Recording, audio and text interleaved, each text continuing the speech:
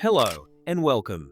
Today, we delve into the ongoing federal trial of music mogul Sean "Diddy" Combs, who faces serious charges including sex trafficking and racketeering. Let's break down the key developments. Cassie, is she emotional? Is she feeling okay with this? Is she nervous? She's ready. How are you guys feeling? How'd it go today? Get to the side! On May 12, 2025, opening statements commenced in the Southern District of New York. Prosecutors alleged that Combs operated a criminal enterprise over 2 decades, involving coercion, abuse, and exploitation of women. Central to the case is testimony from his former partner, singer Cassie VEntura. VEntura testified about enduring severe abuse during their 11-year relationship, including being forced into freak-offs, multi-day sex parties orchestrated by Combs. She also recounted being compelled to call him Pop Pop, a term she used for her grandfather, which she found degrading.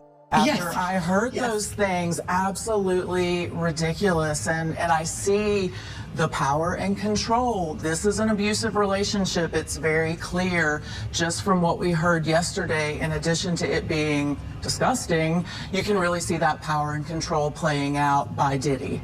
Cassie VEntura's testimony during Sean "Diddy" Combs' federal sex trafficking trial has provided a harrowing account of alleged abuse spanning their 11-year relationship. Her statements depict a pattern of physical violence, psychological manipulation, and sexual coercion. VEntura described Combs as exhibiting extreme control over her life, stating, "Control was everything, from the way that I looked to what I was working on that day, who I was speaking to." She recounted instances where minor infractions, such as facial expressions he disliked, led to violent outbursts. One particularly disturbing incident involved Combs assaulting her in a hotel hallway in 2016, an event captured on surveillance video and presented in court. A significant portion of VEntura's testimony centered on events she referred to as freak-offs, drug-fueled sex parties orchestrated by Combs. She alleged that these events often involved male escorts and were conducted under Combs' direction, sometimes lasting up to 4 days.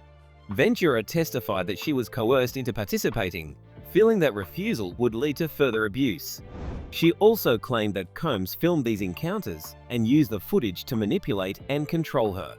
VEntura recounted deeply humiliating experiences during these freak-offs, including being urinated on by Combs and male escorts, and being forced to ingest urine. She described one scenario where Combs demanded she enter an inflatable pool filled with baby oil, insisting that oil be reapplied every 5 minutes to create a glistening effect. These acts, according to VEntura, were not consensual and left her feeling degraded and powerless. Beyond the physical and sexual abuse, VEntura testified that Combs exerted control over her professional endeavors. Despite recording hundreds of songs, she claimed that her music career was deliberately suppressed by Combs, who prioritized the freak-offs over her artistic development. She also alleged that Combs restricted her communication with others and monitored her daily activities, further isolating her from support systems. Combs' family, including his mother Janice and 6 children, attended the trial's opening. Despite the graphic nature of the testimonies, they remained supportive. Observers noted Combs appeared subdued, dressed conservatively, and engaged actively with his defense team. The jury comprises 12 members and 6 alternates, predominantly male and middle-aged, with diverse professional backgrounds.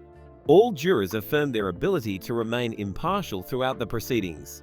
Combs has pleaded not guilty to all charges, including sex trafficking, racketeering, and prostitution-related offenses. Repeatedly, Combs' lawyers tried to make the distinction between domestic violence, which they said they would own in this case, and sex trafficking, which they said was completely different. They said the alleged victims here were capable, strong adult women who had a choice about whether to leave the rap star. His defense team argues that the sexual encounters were consensual and part of a swinger lifestyle. The trial is ongoing, with VEntura's testimony serving as a central component of the prosecution's case. The trial is expected to last approximately 8 weeks, with more testimonies and evidence to be presented. We'll continue to monitor and report on this developing story. Thank you for watching. Stay tuned for further updates on this case.